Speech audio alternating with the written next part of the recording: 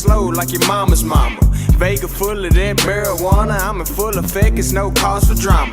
Presidential, my weed, man. You think my kush, man, was Barack Obama? Swing around, niggas flag me down. I need a couple grands when they see my Honda. Been there and then done that. Kick a flow, you can't run back.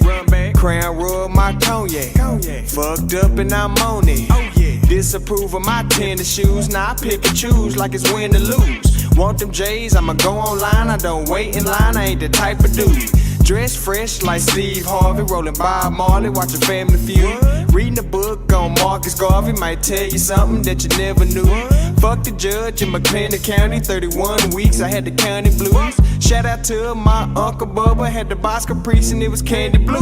The other week I saw a blue Ferrari, was a white boy, drove right by me. Told myself when my album drop, I swear the whole world gon' know about me. 25 from the east side and got my mindset on the red Audi. Dropping paper like Waco trips where my Waco niggas gon' read about it. Been there and then done that. Kick a flow, you can't run back. Crown Royal, my cognac. Fucked up and I'm on it. Oh yeah. Disapprove of my pimpin' moves. Now I pick and choose like it's win or lose. Bad bitches, she on me. Fucked up and I'm on it. Say I been there, I done that. Kick a flow, you can't run back. Crown Royal, my cognac. Fucked up and I'm on it. Oh yeah. Disapprove of my pimpin' moves. Now I pick and choose like it's win or lose. Bad bitches, she on me. Fucked up and I'm on it. I done been there and I done this. I done this shit. I done been there and I done this. I done this shit. I done been there and I done this shit. I done been there and I done this. On 35 and this 420, fresh out of jail, bout to roll a L. First blunt of the fucking day and it's 10 o'clock and I'm mad as hell. Got work at midnight, so I ignite and I take sail. Can't survive off what I scribe in my government job, it pays well. On the highway in an old mood, jamming old school. I'm just an old dude in a young body. Finna knock down this little young hottie, cooking soul food. I'm so smooth. Silk drawers couldn't fuck with me. She blowin' my pop, but I'm sucker free. You paying for the drop, but I fuck for free. Lucky me. Been there and then done that. Kick a flow, you can't run back. Crown Royal, my cognac. Fucked up and I'm on it. Oh yeah. Disapprove of my pimpin' moves. Now I pick and choose like it's win or lose. Bad bitches, she on me. Fucked up and I'm on it. Say I been there and then done that. Kick a flow, you can't run back. Crown Royal, my cognac. Fucked up and I'm on it. Oh yeah. Disapprove of my pimpin' moves. Now I pick and choose like it's win or lose. Bad bitches, she on me. Fucked up and I'm on it. I done been there and I done this. I done this shit. I done been there and I done this. I done this shit. I done been there and I done this. I done this shit. I done been there and I done this shit.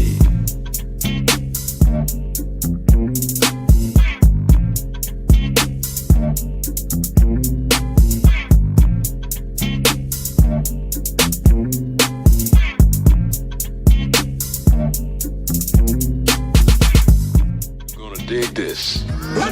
Hey, yo, Scotty, you going crazy for this one. We see what you're doing, we salute you.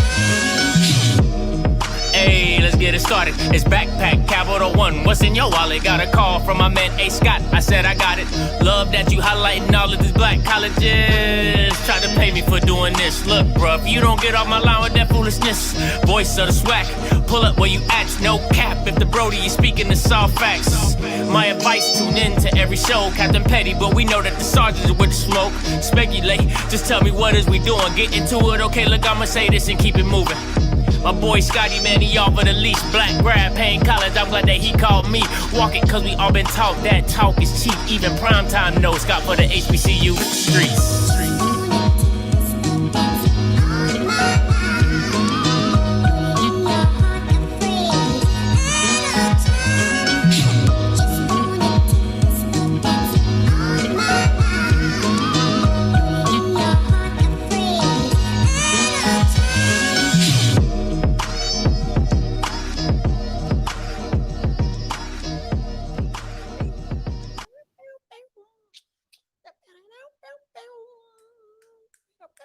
Yeah, them horns, boy. Them horns be hitting, boy. Be hitting. Hey, appreciate y'all for tuning in. It's your boy Scotty. You watching Off Script. Hold on, let me get some water. Now listen. Listen. All right. You read the banner. You see what it is. Listen. I'm going to go ahead and say I'm sorry. All right. Listen. I know. I don't apologize too many times. I really don't. I don't do the apology game. It's not my thing. You know, I live and breathe what I say. You know what I'm saying? I stick with what I say. I'm a whole 100 clip buck. But I gotta apologize for this one. All right, I really do. I gotta apologize for this one.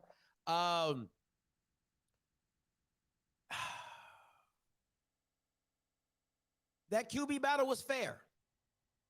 It was fair. Look, listen. I gotta call a spade a spade. All right. When I see it, I gotta recognize it was fair. It was a fair QB battle. All right. That's just is what it is. I see the light now. All right. I see the light now. All right. And I'm gonna play a clip and I'm gonna show you when I realized it was a fair QB battle. All right. This is when I realized it was a fair QB battle. We're here for a reason. Not to waste time. Better work. My whole point of coming was, you know what I'm saying, just to make the team better and do something for the city. I came to make a change, bro. Yeah. So you didn't come to block for me? I came to block for you, but it's bigger than just blocking for you, though. Yeah. You feel me? So you didn't come to block for me? I came to block for you, but it's bigger than just blocking for you, though. Yeah. So you didn't come to block for me? I came to block for you, but it's bigger than just blocking for you, though. Yeah. Man, if that's not a fair battle, I don't know what is. If that's not a fair battle, I don't know. I mean, that's just you can't get no fairer than that. How you can't get no fairer than that. That's all I'm saying. So listen to Jackson State fans, to Coach Prime, to Shador, I sincerely apologize. It was as fair as it could be. It was as fair as it could be. All right. Now let's get into the episode, right? I actually loved this episode. All right. This was a bomb. It was great. It started off with the wallet incident. Listen, full transparency. Come on, Deion. He said, listen, I ain't trying to hide nothing. Y'all effed up. I'm going to tell you effed up because you guys are used to hiding stuff. That's what y'all used to doing. Y'all used to covering stuff up over the rug, sweeping it up. Nah, I'm not doing that. My stuff was stolen, and I'm going to let you know about it. Listen, you can't, how you going to get mad about a guy telling the truth about what happened and got cameras to prove it?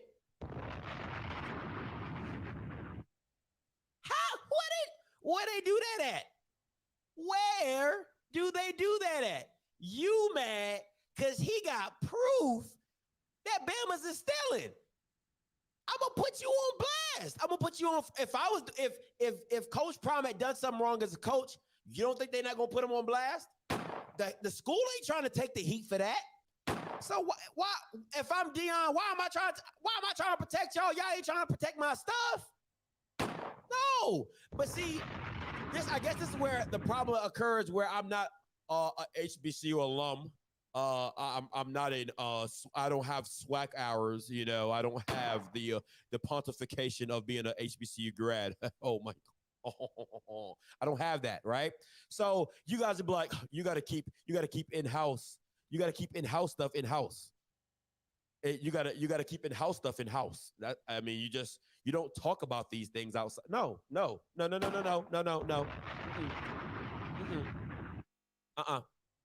going to talk about this.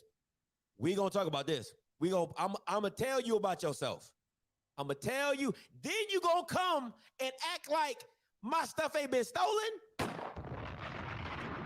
Nah, we're not gonna do that. Now you're not about to make me look like a fool. All right. You're not. First of all, you're not about to tell me what I can't do, and then you're gonna make me look like a fool, like I'm lying. Nah. Full transparency. I love it. I believe in it. Do what you do, but watch my shoes. You feel me? I rock with that. That was dope. All right. Another part of the episode I love, absolutely love. Dennis Thurman's quote: "It's hard being hunted." Okay? I have said this on numerous occasions. When you have been at the top, it's not the same. When you let me reverse that. I apologize. When you've been at the bottom, you don't understand what it's like to be at the top. Okay? That is a strong, factual statement. It is hard being hunted. You are on everybody's hit list. I don't give a damn if you are at the bottom of the league. You're in somebody's hit list, okay? If you're the target, Alabama A&M's a target, so is Jackson State. Jackson State's a target, all right? You have to understand what it's like to play with that target on your back, and not all players are ready for that. That's why I said when the Shedeur statement came out, I said, you're asking for trouble. Shedeur has, listen, no matter how you want to, no matter how y'all want to flip it or spin it, that I don't like Shedeur or whatever, he understands the pressure that comes with his position and with his name. He's lived with that his whole life. So has Shiloh. They have lived with those standards their whole life. So pressure to them, to me, in my opinion, doesn't hit as hard as some players who have never been in this position. Have never been in this position to know that every game, you know somebody wants to take your head off. Every game, the team is going to give you their best. You have to understand that. And that's the part to me that I think that a lot of the players on the team are taking that Deion persona, but they don't have the work behind it. They don't have the stats and the attributes around it. You see what I'm saying? So, yes, can Deion live up to that mantra? Of course, he's always lived up to that mantra. Can Shedeur live up to that mantra? Yes, he has always had to live up to that mantra. Can Shiloh live up to that mantra? Yes, they have always had to live up to that mantra. They know what their name comes with. But some of them other players, they don't understand that. They don't understand that there's no days off at practice. They don't understand that there's no days off in the game. There's no plays off. You have to bring your A game every single week. And that is what I'm looking forward to seeing in JSU. Do they have that mentality to say, hey, hey, listen, yeah, I know it's Valley, but Valley bringing their A game. We don't have the right to bring our C game. And that's what makes teams at the top so special. When you know every day you got to bring your A game, and every day, you know, you're bringing your A game, or you're bringing your B+ game, or you're just working as hard as you should be on every single game. That's what makes teams in Alabama and Ohio State. That's what makes those teams so special, because they know we don't have off games. Unless we're playing a team that doesn't have the same quality of talent, we don't have off games. All right. That's one. All right. Next one. Media training. Perfect. Listen, who better to teach you? Who better to teach you? Who better to teach you than the marketing guru of him? Listen, I said it earlier. Coach Prime, I keep trying to say Deion, I'm so sorry. Coach Prime should have a class at Harvard on marketing 101. Should have a class on marketing 101. He is marketing. When you go in the dictionary and you look up marketing, it's going to have 21 Prime right there. Example. All right, marketing. So him doing the interviews with the kids, doing the mock interviews with the kids and stuff like that, that is absolutely amazing. Absolutely amazing. I mean, like, for real, like, no BS or whatever. absolutely amazing on how he makes that up. I mean, it looked damn near real. It looked damn near real. I listen. I can't even make that up, bro. Like, it looked so freaking real. Now, my only thing is somebody was missing in that media day. Somebody was missing in there. Listen. Somebody was missing in that media day. Can we say that? Can I say that? I feel that in my spirit. I just feel that in my spirit. I feel it in my spirit. Somebody was missing on that media day. So here's Shador right here. He was dappered up at HBCU at the SWAC Somebody media was missing days. in And that here's what he media had day. to say.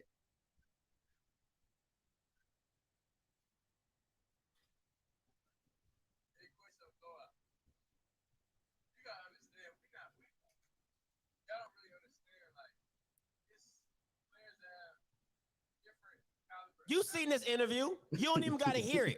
You don't even got to hear it because you seen it. You seen it. Somebody was missing on media day. That's all I'm going to say.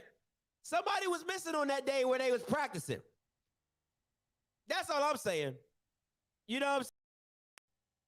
Somebody was missing that day. I don't know who. I don't want to say his name. You know what I'm saying? That but somebody was missing. Somebody. I ain't, we don't got to go no further than that. I just wish that, the media day was for everybody,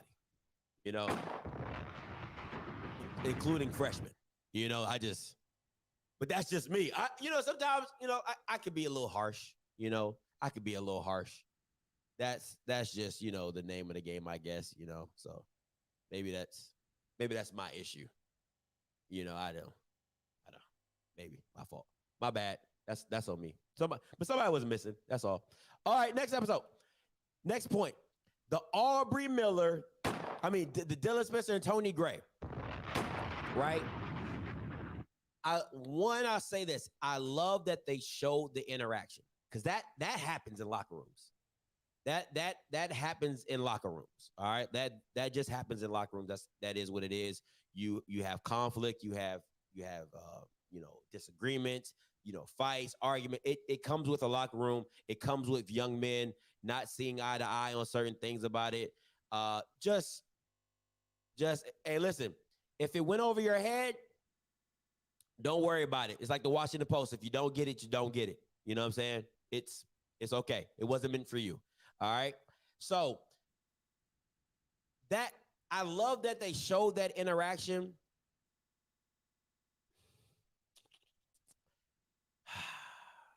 How do I say this? Okay. This is the part where I'm going to have to be a real hunted with it, right? I'm going to have to be real hunted. I didn't like Deion's response to the initial faction of it, right? Because you got to, with young men, right? And he's older than me, so you guys could be like, he knows what he's doing and but I've coached kids, all right? I've coached seniors, I've coached, juniors, I've coached AAU basketball, I've coached kids in different areas of sports, right? The one thing about a kid is you just got to hear it out, right? You got to let it flow all the way out before you kind of get to where the issue is. And I felt like he didn't like the kid's response to certain things. Like he was just like, oh, I'm done with this. But it's like he didn't know. Listen, a lot of young Black men don't know how to express emotion. You could see it in him that it was bothering him like really bad. Like it was really getting to him because you could see that they had a really close relationship and he's upset by where it's at that point and how he felt that he was walking around like everybody, he's the big man and he's this or that. Now, there has to be some validity to how he's feeling. Like Deion has a slogan, something about don't let my confidence mess with your insecurity, something like that, right? I believe, I apologize, Coach Prime. I'm not saying your slogan right, but I love the slogan. Don't let my confidence, do your insecurity, something like that. What I'm saying to that is, if Tony Gray has a level of confidence within himself, that's great. But for it to push off on Spencer, who is another high draft pick, another high recruit that is part of the 12 disciples, that makes him feel that he feels he's better than everybody else. He's seen something or heard something that had made him feel that way. He just didn't all of a sudden hit that and be like, you know what? I don't like the confidence this kid has, because of the fact of the matter is,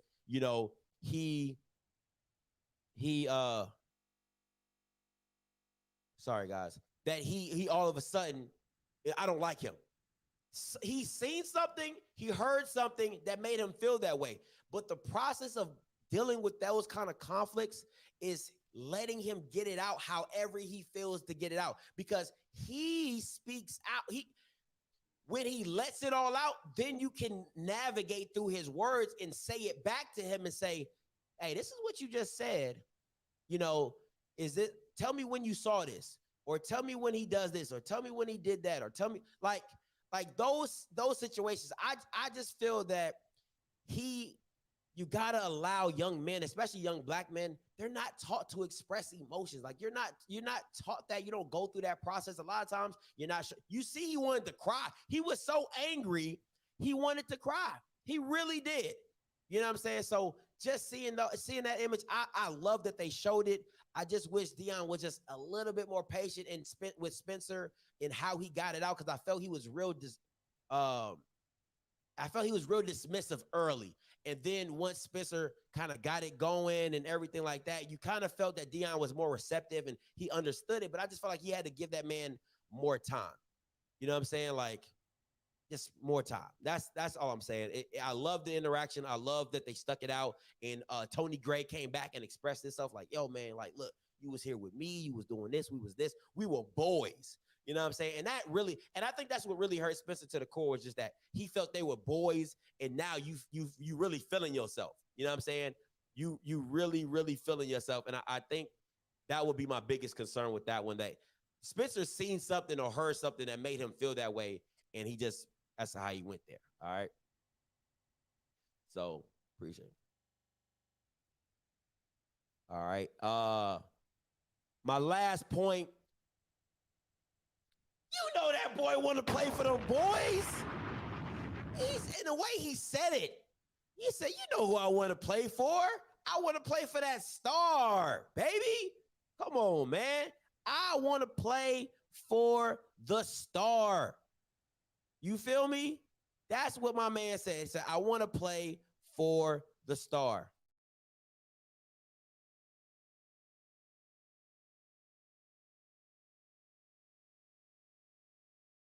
Put some respect on my man's name. Oh, I'm so glad. Oh, first name after one. I am so glad you are in here right now, because I got some for you. Okay. You just reminded me what I wanted to do. I almost forgot. Thank you, sir. All right. I want to show y'all something, because this is the foolishness that be. Listen. People say I sneak this.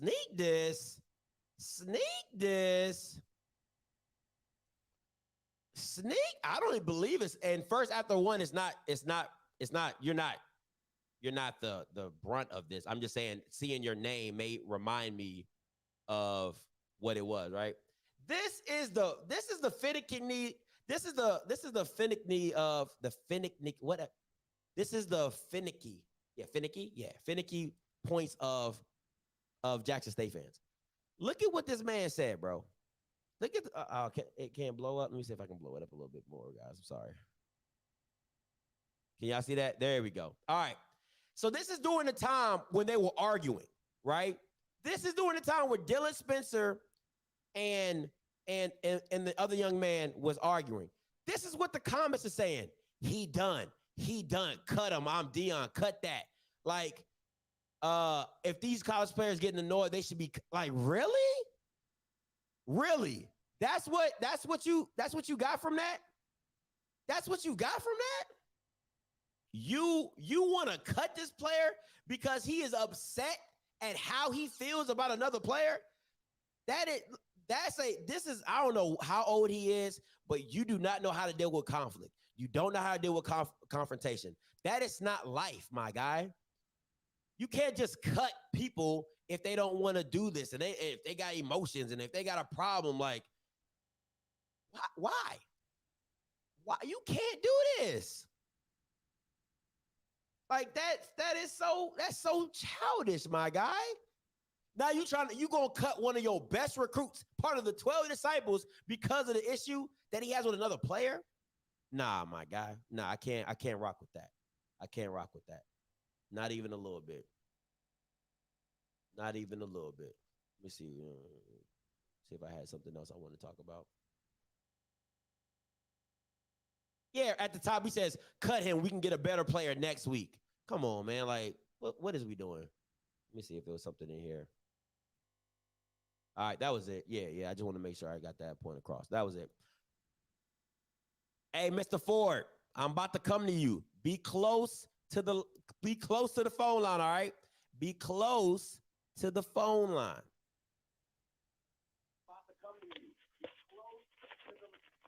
Hey, Mr. Ford, you loud. Talk to me. Okay, listen. Before I start, you got any questions for me? I tried to catch it last night, but I missed it. You got any questions for me? Anybody want to know anything historically or socially, anything? You probably get some while you're talking, but right now you're free to ride, Mr. Ford. Go ahead. You are free to ride.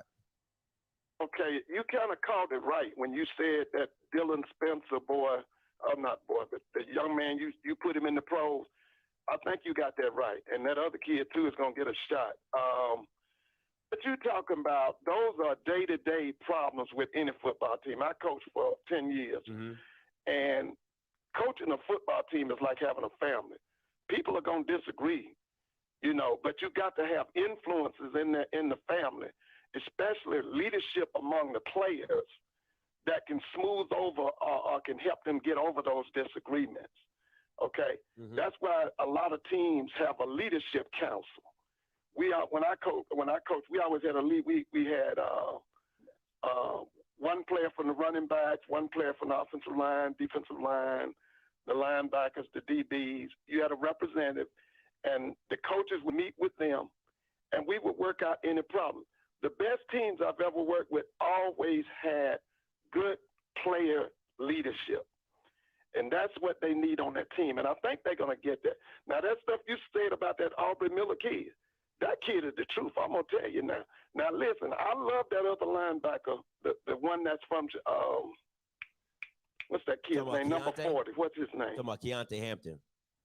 Okay, I like Keontae, but I'm going to tell you now, if I was an NFL team and I came in and saw Keontae and Aubrey Miller, I'm taking Miller. Okay, Miller brings a little bit more fire to the table, but I'm gonna tell you what Miller got in him. And I know some people are gonna say Mr. Ford is a fool. Miller got some Lawrence Taylor in him. Okay, he got some Lawrence Taylor in him. And like I said, if I was an NFL exec, the one that would impress me the most would be Miller. I like that kid Miller. I like his ferociousness. I like what he brings to the table. Okay, it says, Mr. Ford, how do you feel about NCCU's win against Alcorn? Let me just tell you this, and this is what I was telling some people after we watched the game together. This year, like you said earlier, anybody that takes a day off or takes a game off, you're going to get your ass whooped. Now, let me tell you why you're going to get your ass whooped. Because in black college football now, we have had an influx of a tremendous amount of Division I talent. Now, people talking about North Carolina Central, that man went and redid his team. He brought in a lot of Division I transfer, but most of those transfers were on defense. See, let me tell you this. After the first quarter and probably a quarter and a half, Alcorn should have been up 21-0. The reason they could not score them 21 points was because of that damn depth on that defense. That man, listen, Oliver is playing 15 to 20 players on defense. He might be playing more than that. Okay? And so let me just say this to all these black schools, whether you in the MEAC or in the SWAC, if you did not take advantage of that transfer portal, your ass is going to get beat to death. Now, somebody said about Cam Newton. Let me tell you what that's all about. See, in America right now, they're pushing up a civil war. The civil war is the vaccinated versus the non-vaccinated. Cam was a casualty to that shit up there in New England. That's what that's about. Mm-hmm. It's about, see, what they saying now is, if you don't take the vaccination, we're going to stop you from working. That's what that's all about. That's facts. That's what that's all about. You know good and well that boy, that Jones boy, ain't better than no damn Cam Newton. But they, this thing is all about, they're pushing up a civil war between the vaccinated and the non-vaccinated. And Cam was a casualty to that stuff up there in New England. Let me see. Did you see anything else somebody wanted to ask me? No. Okay. Now I know we talking about Jackson, but I'm interested. I'm interested. I hope I can see that that Labor Day Classic out in Houston, Texas this weekend between Texas Southern and Prairie View. I want to see what that looks like. I know we're not talking about that, but I want to see what that looks like. I really hope they can get Texas Southern my program going. My girl wants to know what's your thoughts on the FAMU. Who do you have between FAMU and Jackson State, since it is Orange Blossom Classic Week? So go ahead. I've got FAMU. I just think FAMU has too much experience, too much continuity, too much depth.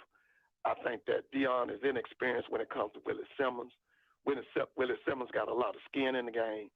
This guy, he played at Clemson, was an offense coordinator at Middle Tennessee State, was an offensive coordinator at Alcorn, was a head coach at Prairie View.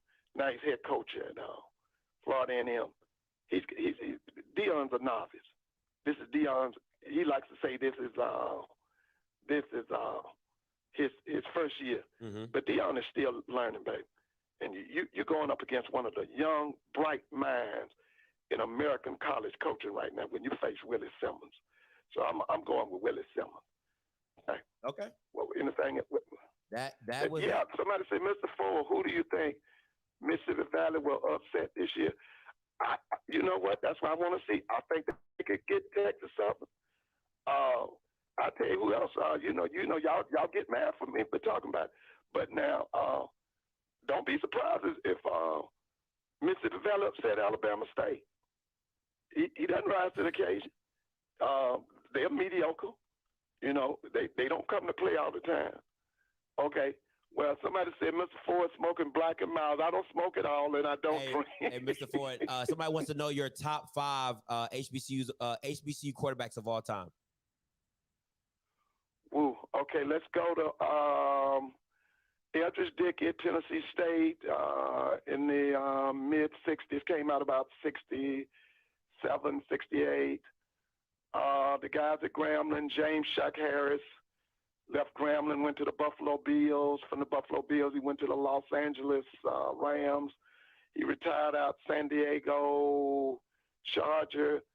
Doug Williams went Tampa Bay first. He was drafted number 1 by John McKay, Tampa Bay. Eventually, he won a Super Bowl with the Washington Redskins. Okay, you know, you can't have no list without Steve McNair. Facts. Steve McNair came out of Alcorn, was drafted by the Houston Oilers. Eventually, they become the Tennessee Titans. He went to a Super Bowl. He lost to the St. Louis Rams. Mm-hmm. Another young man, his name was Jefferson Street Joe Gilliam. He was at Tennessee State, came out in 1971 or 72, played for the Pittsburgh Steelers. From the Steelers, I went to the New Orleans Saints. His life was destroyed by drug abuse. He was a heroin addict, but he had one of the. I think I told you this story before. Terry Bradshaw talks about how great he was and how he was so much better than he was, but he was on drugs. Okay, mm-hmm. And yeah, let me give you an old name back in the early 50s. Came out of Prairie View. Name was Choo Choo Brackens. Played for a guy named Billy Nix at Prairie View. went to the Green Bay Packers. But that's the early 50s. His name was Choo Choo Brackens. Okay. Okay. And what you got up there? Anything else? Anybody want? Let's see. Anybody else? Let's see. I was trying to see if I see anything. Yeah. But let me just say this, guys. I'm just so hyped for this week. I'm just ready to see that game on Sunday. And now, listen, this is something that's been on my mind, Scotty. Go ahead. The main thing I'm worried about is that offensive coordinator that Deion has. You say his name is Michael Pollock. What's his name? They're co-offensive coordinators. You got Jason Phillips and Michael Pollock. Okay, Pollock is the play caller, though. I thought Phillips was. I thought Pollock is the one up in the press box and calling the plays. I don't know what a co-offensive coordinator. I don't even know what that means. You know, like if I'm being honest. Well, that means that both of them get a chance to put the game plan together. But Pollock is actually the one who's calling the plays. Now, here's the thing. I'm going to be honest with you. I wasn't really impressed with Pollock this spring. For me, I still got a lot of question marks about him. I went back and looked up his history. I know that he was here in Georgia. I know that he was down at America Sumter.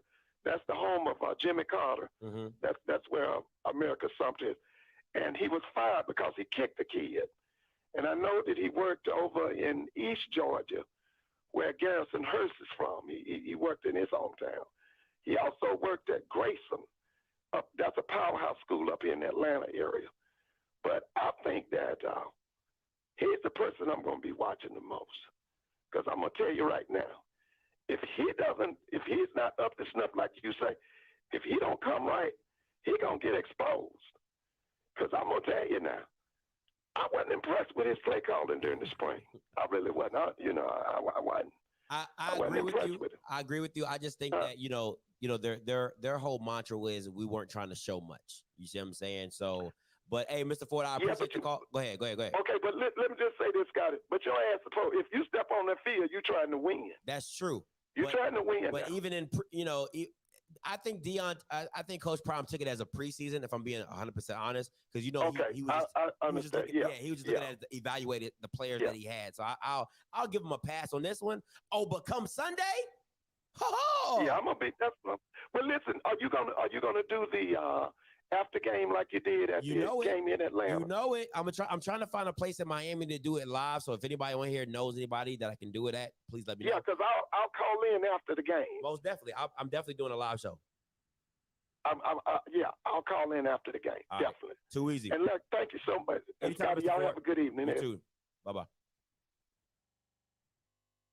So listen, so I got a couple. We can probably get this thing going for about 10 to 15 more minutes. If you want to call in, say your piece, tell me how dumb I am, tell me how great I am.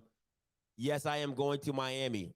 I'm going to Miami. Benvenido a Miami. I'm in that mug, all right? And I'm going to Miami. So if you see me say what's up, that's what's good. I will be at the game. And let me know if, like I said, if anybody has any hookups in Miami, let me know, because I definitely would appreciate if I can find a spot to do my live pre and post game. You know what I'm saying? I don't want to do it at the hotel, but if I have to, I will. You know what I'm saying? So that is what it is. Hey, caller, you live. Talk to me. Hey, what's going on, Scotty? This is JR from Tennessee. What's going on with you? I'm good. Talk to me. I saw the Coach Prime documentary, and I saw a few things that were pretty much the same thing that the last caller was talking about as far as Aubrey Miller. I have him going somewhere within the third or the fourth round, and I see Keontae Hampton probably being drafted somewhere in the fifth or the sixth round. Okay, so let me ask you this question. What about Aubrey is why you would pick him over, other than his physical attribute, because we all know, man, listen, when I dapped Aubrey Miller up, I felt like I hit a brick wall. Like, I ain't even gonna hold you. Like, you know how you dap somebody up and you come in and give him the show? Like, I felt like my shoulder hit a wall. So I'll give him that. Like, he's a physical specimen. But other than that, why would he go in front of Keontae? because when you look at the two in comparison, just looking at the two, you see one and you see one is a dog. You see the other one and you see he has deficiencies as far as athletic ability. Now, Keontae Hampton is very smart. He knows how to diagnose plays, but they each both have the same problem along with the other linebackers in the SWAC. They have a hard time going side to side when it comes to coverage, but that's about his only weakness is from side to side when it comes to coverage. But outside of that, he really don't have any deficiencies. He just needs to add a little more pounds to his frame. And once he does that, I'll probably say add probably 10 more pounds, 10 to 15 more pounds. And you'll be looking at an all-pro linebacker. I'm talking Aubrey Miller. Now, as far as Keontae Hampton, he would need to do the same thing, but he would need to add a little bit more both to his frame. And once he increases his speed to go along with his power, then he will also be another draft pick going, what I want to say somewhere within the 4th or the 5th round. I don't see him being as high as Keontae Hampton. I mean, not Keontae Hampton, excuse me, but Aubrey Miller. But I do see him being drafted. But the reason why I say that is because Aubrey Miller has, you could just tell that he has that dog in him, that natural dog, the natural go-getter in him. Keontae Hampton, on the other hand, he has a hard time bringing down tacklers. Now, I don't know if nobody else has noticed, but every time he's either went for the quarterback or he went for the running back, he always seems to somehow slip. In other words, he's not dominant at the attack, and that's because of his deficiencies when it comes to his overall power and his lack of athletic ability, where Aubrey Miller doesn't have that same problem. Okay, so let me ask you a question. So how does a player who leads the SWAC in tackling have a problem with tackling? Okay, Keontae Hampton, if you look at him on the practice field, go to JSU Athletics, you'll see where he's making contact with a running back. I don't know that his name is probably Tyson Alexander. Tyson Alexander is no more than probably 205 to 200 pounds. And he had him tackled in the backfield, but he slipped and he missed. Aubrey Miller would have made that same play and it wouldn't have been no slip and no miss because of his overall muscle mass and his speed. He has better athletic ability than Keontae Hampton does because Aubrey Miller is a natural dog. He just has that killing instinct that a Keontae Hampton just doesn't have. And he'll develop that as he starts to mature and as he starts to increase his overall mass. That's not going to be a problem because all he has to do is increase his nutrition to go along with, staying in the weight room, and he'll have a lot more. He'll be a lot better when it comes to coverage. But as far as athletic ability, he just doesn't have the size or the strength or the natural, speed that Aubrey Miller has. Can I ask you a question? Go ahead. What's more important, how you diagnose the play to make the tackle, or finishing the tackle? Because if we're being honest, because I watch film, a lot of it. Keontae diagnoses way better than Aubrey Miller does. So if a player can't get to the right spot to even make the tackle, how valuable is that linebacker? Intelligence will always beat natural God-gifted ability. And the reason being is because you'll know exactly what to do when it comes to coverage and when it comes to spacing.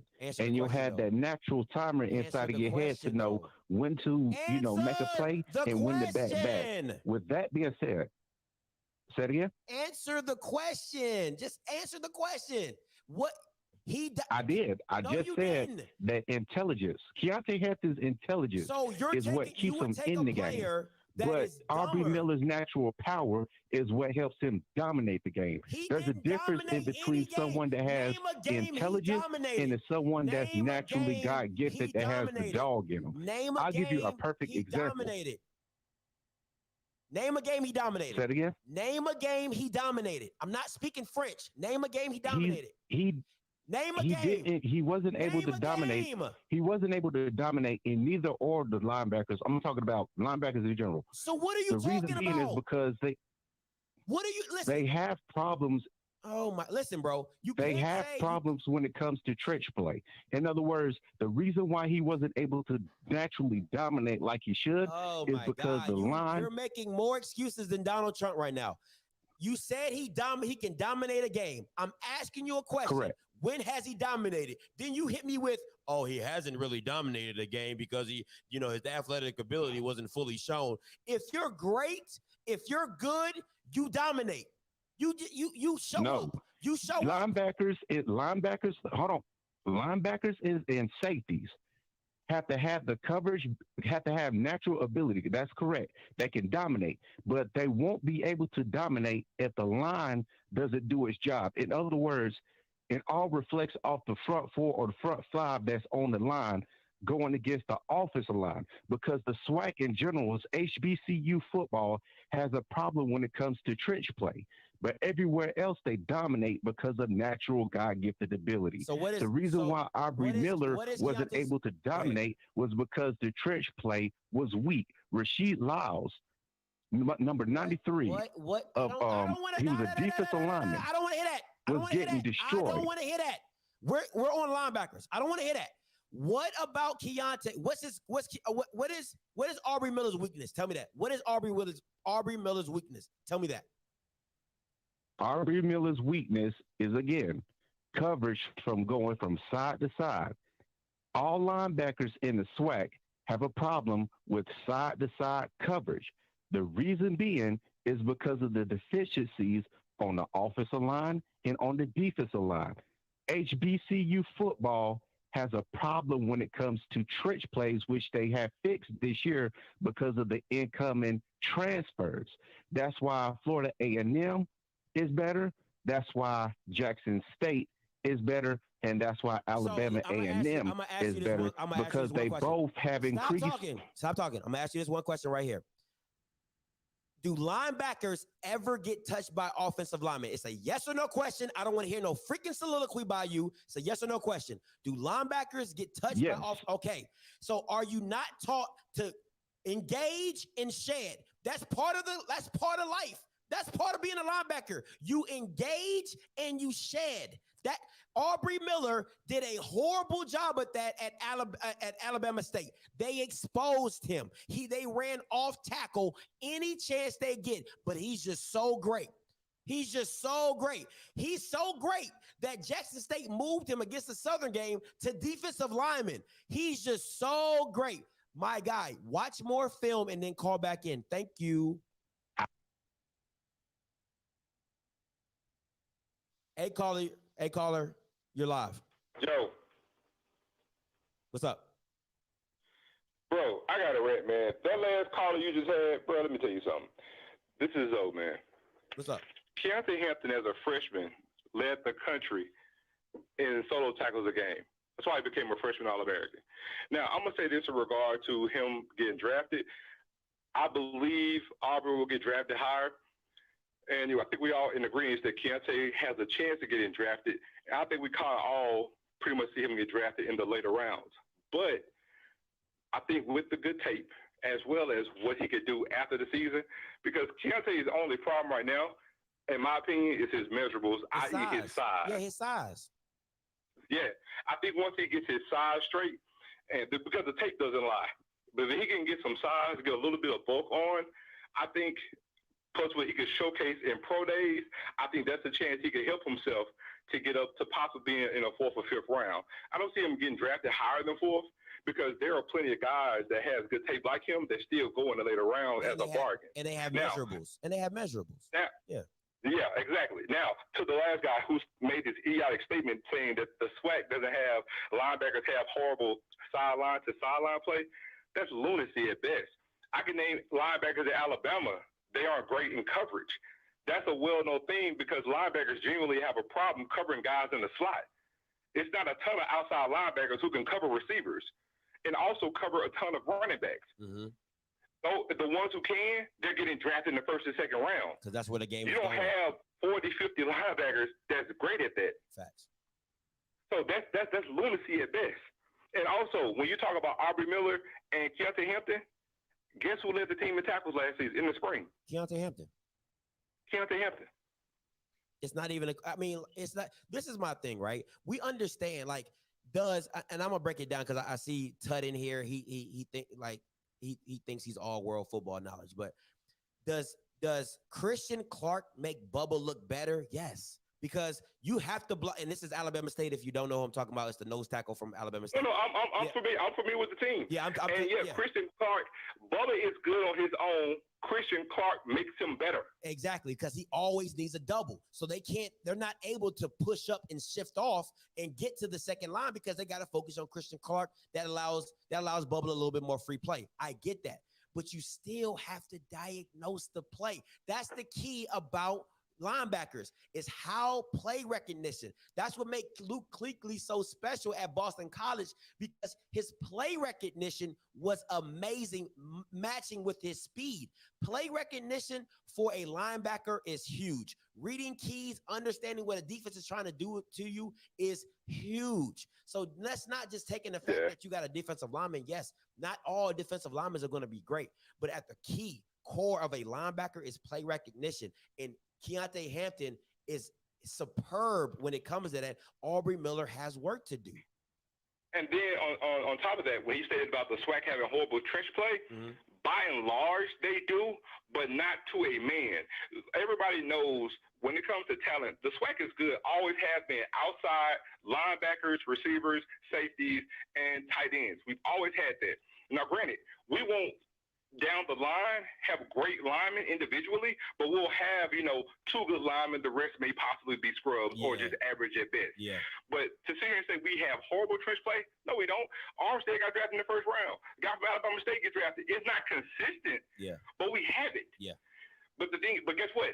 That right there alone is the difference between the SWAC and the FBS schools. If we had dominant O linemen, even with the quarterbacks and receivers that we were already getting, that would separate the difference between wins and losses. Yeah. And you're right, because if you're looking at measurables, look at Southern's offensive line.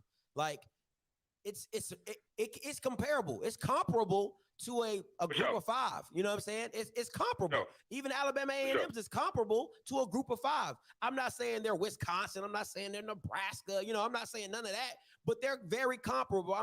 Carter is 6'5", 300. Tony Gray at Jackson State is 6'6", 300. Like, you're going to have, like you said, individually, you're going to have spots where you're like, man, we're good here. I wish we could find a center that's 6'3", 305, but, we got to tackle that 6'5", you know what I'm saying? So I totally agree with you, Zoe. Like, at the end of the day, it's bits and pieces of it work. It might not work together as a whole. You might not find 5 All-American linemen, but you'll get 2, and they'll be legit. And I'll take this one last point, and I'll go. And I think honestly, with not only Coach Prime, but even with Eddie Joy being at Tennessee State, I think that's where the gap is going to be bridged more than anything else. I think not just from the quote-unquote 4 and 5 stars. I really think that we're going to get better quality linemen coming into the SWAC.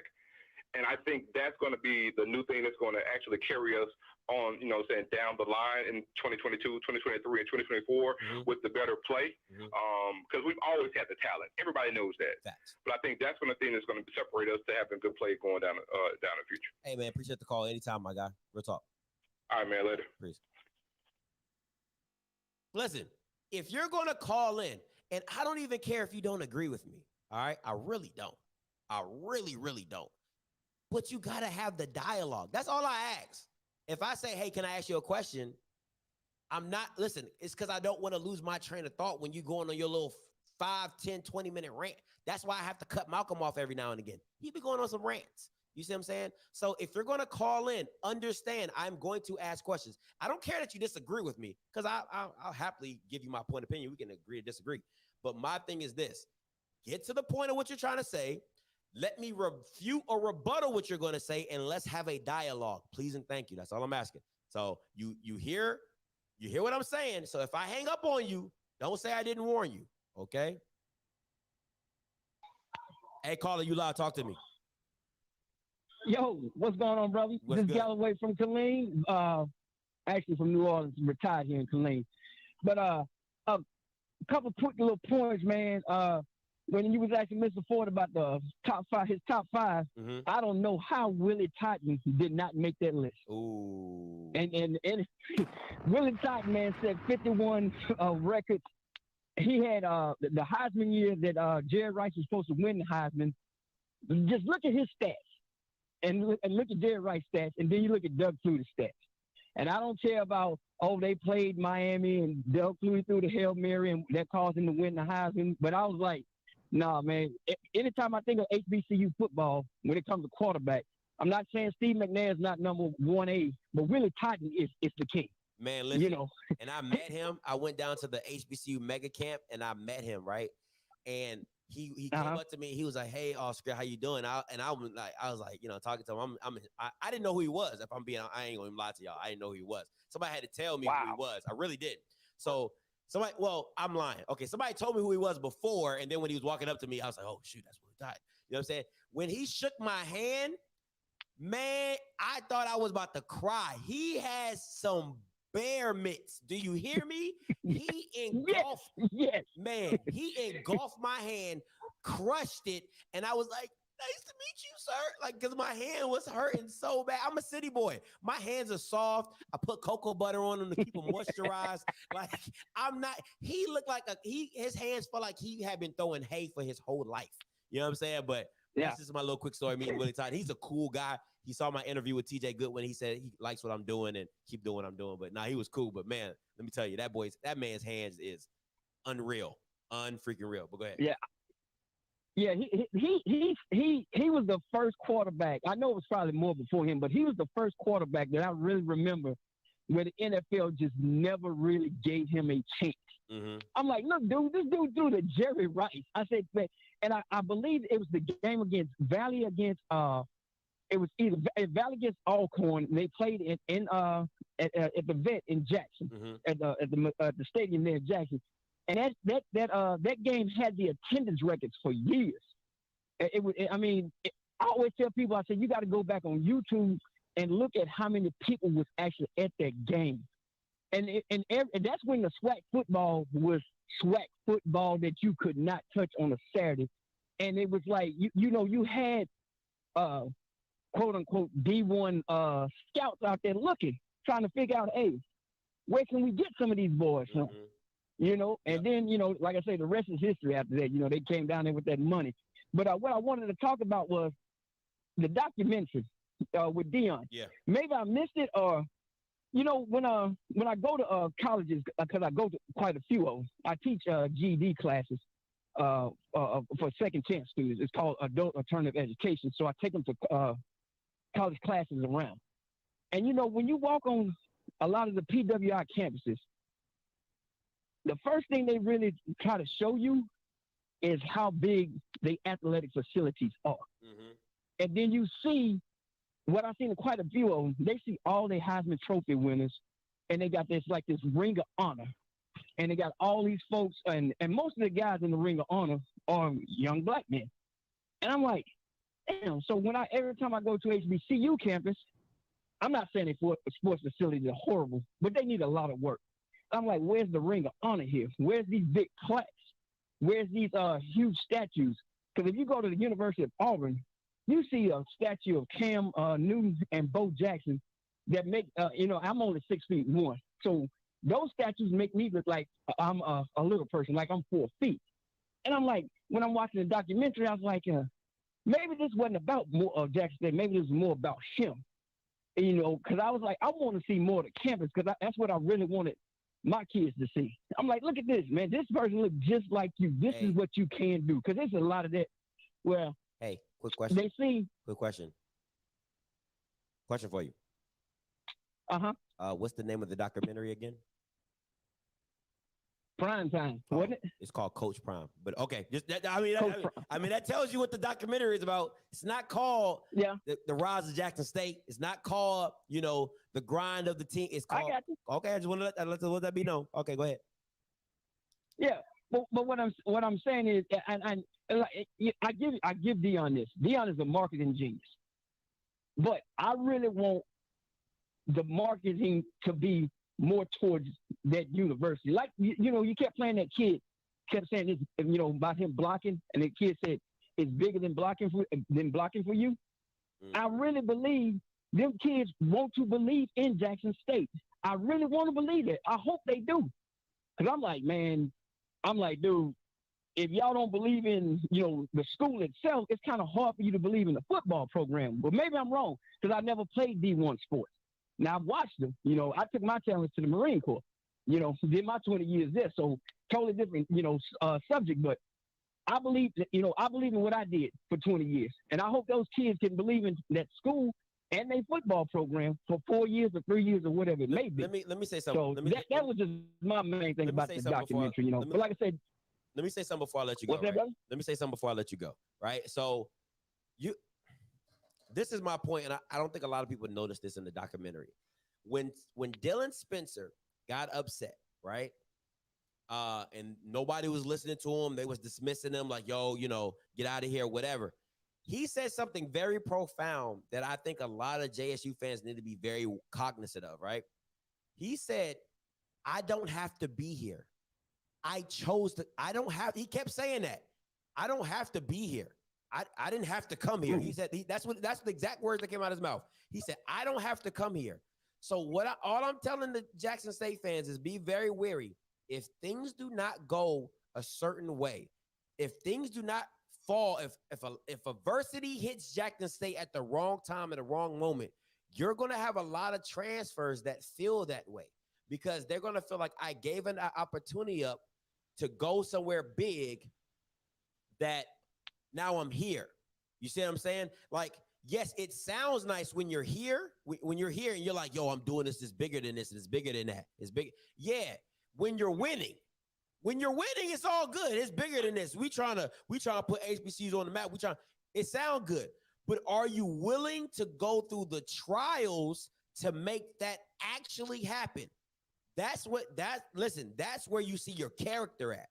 That's where you know if you really real. If Deion goes 7-4 or 6-5, and those transfers are still there, battling it out to get better, to make the program better, to recruit better talent. That's when you see the true character of why they came. Until that happens, and I'm not wishing that Jackson State don't win no games. I'm just saying when adversity hits, what kind of character do these transfers are they going to have? And that's what happens when you build a team majority through transfers. Now, if he had a recruiting class that came in, then yeah, they want to be there for Deion, and yeah, they want to be there for Jackson State. But those transfers that just are higher guns and higher hitters, all right, be very mindful. Be very mindful. I'm very mindful of what you just said, and it's true.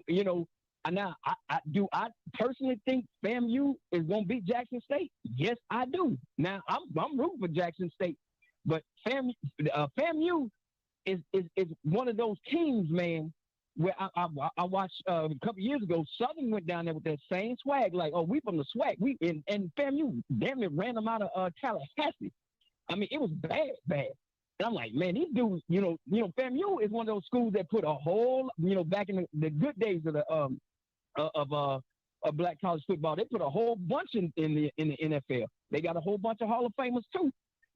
So this program has been around for a long time. But you're right about adversity, and that goes back to a young person's mindset of frame that we talked about last time. What's cool, what's popping, what's popular right now. Mm-hmm. Because if you ain't winning, you ain't popping, you ain't going to bowl games, you ain't getting this, that, and the third, especially now with money being involved where you can get these sponsors and all this stuff, it's gonna be a challenge for a lot of programs, not just Jackson State. It's gonna be a challenge for a lot of programs.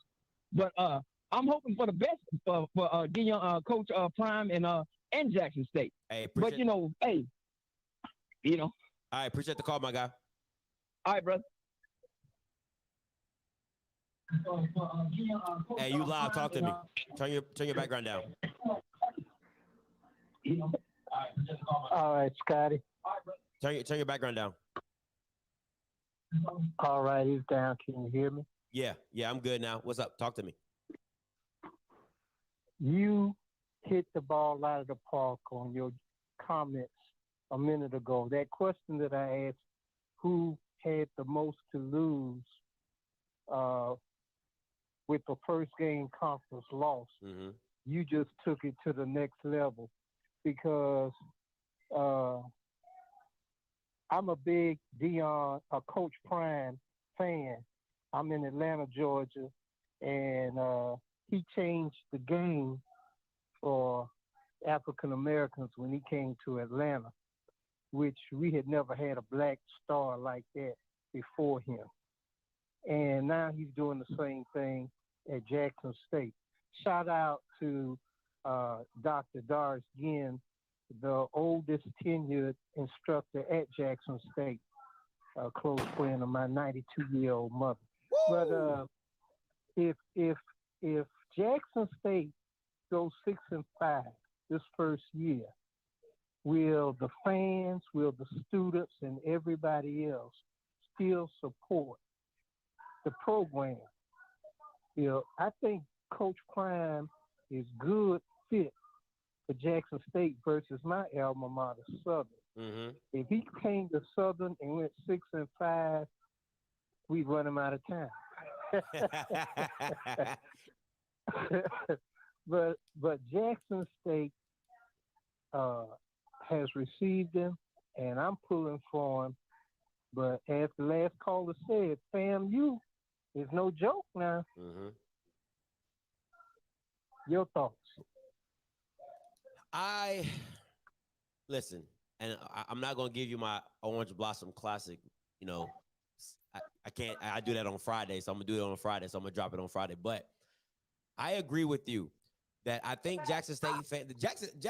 First of all, I love, and I didn't say this, but I want to. I love that Deion Sanders is Coach Prime. God, I'm so sorry. Coach Prime is getting involved in the community heavily. You know what I'm saying? Like going to people's houses. Like that is listen. Listen. As much as I critique Prime and listen, when I met him, I was a fan girl. Do you hear me? Because as soon as I saw him, all I could think about was when I was like 8, 9 years old, and I'm wearing a bandana like Prime. Like, I mean, like, you know, doing the hot stuff, doing the dance, like all that. So I turned into a straight fangirl. I ain't even gonna hold you. You know what I'm saying? The day before, like the day of the interview, I couldn't even get my questions out. I'm practicing with my girlfriend, and I'm over here like shaking because I'm like, I'm really about to go walk in and talk to Deion freaking Sanders. You know what I'm saying? So when he does that for people, that's a memory you will never forget. Deion Sanders came to my home and ate food with me. Deion Sanders came to the nursing home and helped us out. Deion Sanders, listen, Deion be out in Jackson. Listen, y'all can say what you want. Me and my girl went out to a club out in downtown Jackson, and we had literally maybe just had the interview with Deion the day before. He's at the club chilling. You know, I walk up to him like, hey, hey, Deion, like, hey, Coach Prime. He's like, hey, what's good? Like, and he goes and he's just sitting out and chilling with his coaches. Like, he be out in Jackson. So those experiences and those moments, listen, when you really, and I know people not going, like, when you meet Deion in a very secluded and not on the camera, he's the most genuine guy you will ever freaking meet. I'm trying to tell you, like, that persona that you see on television, and it's like when you meet him one-on-one, he's the realest dude for real. Like, he's so cool. He's understanding. He'll talk to you. He'll chop it up with you. Like, he's real. So I really believe that Jackson has embraced that, as well as he's embraced himself in the culture. So yeah, but I totally agree. Yeah, well, unfortunately, I think Coach Prime is going to have to take a few licks this first year. We got some good coaches, as Coach Ford said earlier, and it's going to take a minute for all these new players to gel together. But like he said, like Coach Prime said, in the spring. If you gonna get me, you better get me early. Yeah, gotta get me early. Hey, we appreciate the call, Mr. Davis. All right, take care. All right. Good job. Thank you, Mr. Davis. Appreciate it. Hey, caller, you live. Talk to me. What's going on, Scotty? What's good? What's good? Talk to me. What's your name? Where you calling from? No, this Terrence starting out of Mississippi, Scotty. Tell me something good. Hey, hey, listen. Hey, listen. It's your world. I'm just trying to live in it. What's good? Talk to me. Hey, I know this is about Coach Prime. I got a question for you concerning them old Alcorn Braves. Talk to me. Look, I was looking at your broadcast the other day, and I see that you said that they were going to lose the next two games. Now, the game is against Northwestern Louisiana. And do you think they got a chance to at least beat after that NC game? Listen, I don't think so. I ain't even gonna hold you. I think they're gonna be 0-3. And I mean that. I stand on that. And if I was really being real, I'll put them at 0-4 because I think Skylar Perry gonna beat them. If I'm being 100% with you. You know what I'm saying? But this is my thing.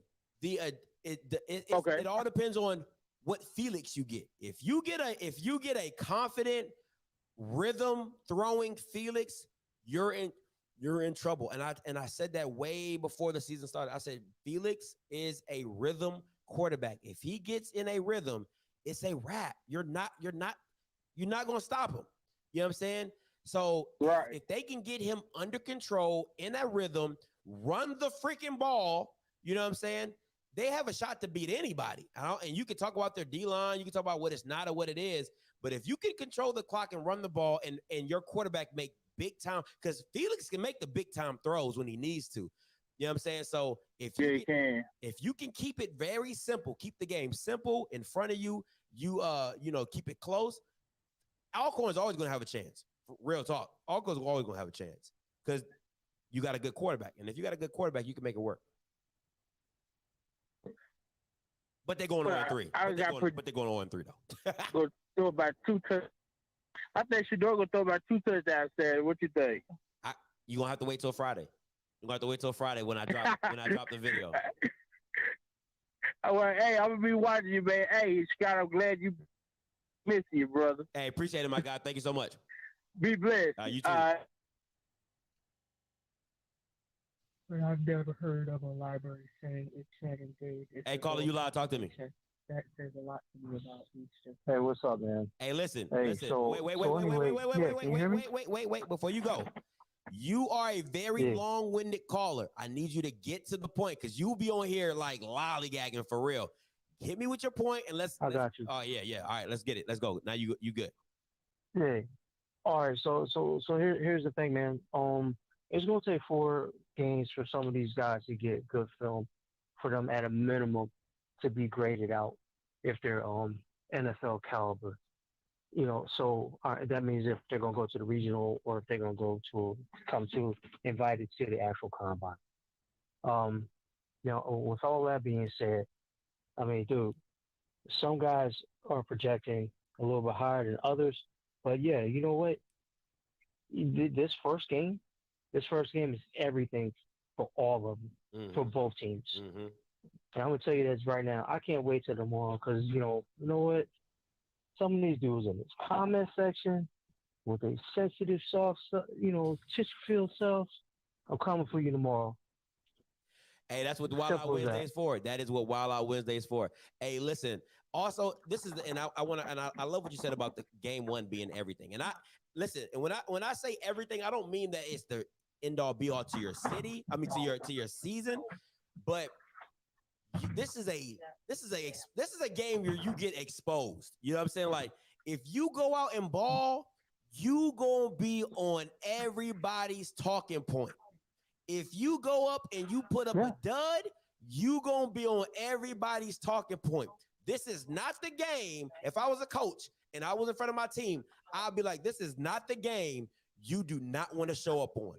If you don't want to show up on the Delta State game, if you don't want to show up in the if you don't want to show up in the you know, maybe like another small game or whatever, that's not you know, a valley game or whatever, you don't want, okay, all right, you know, you can kind of hide.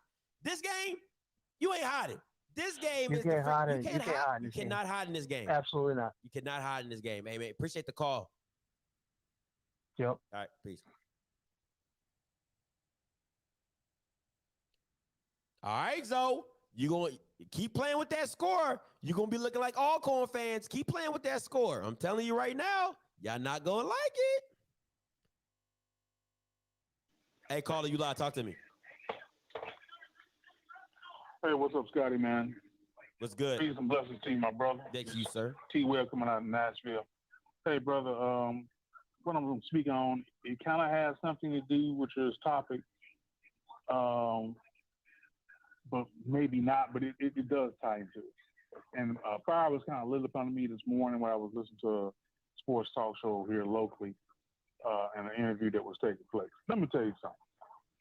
All these folk calling in, talking about DLL, FAMU, strike again, Alcorn, Alconite Nation, the reservation, whatever. All of them are going to, well, some people will understand what I'm getting ready to say. These people say they love the university so much. They say that, they reminisce on revisionist history about the glory days and this, that, and other. All right. These same people, a lot of these guys who played back then, who were these superstar athletes for these different universities, Tennessee State included. That's really what lit me up, because that's what ties into it also with these schools. These people won't even send their kids, to the university. But these are the same people who come back doing, some of these big games or homecoming and talk about, why on the program ain't where it needs to be and why it is and why that. You won't even send your kids.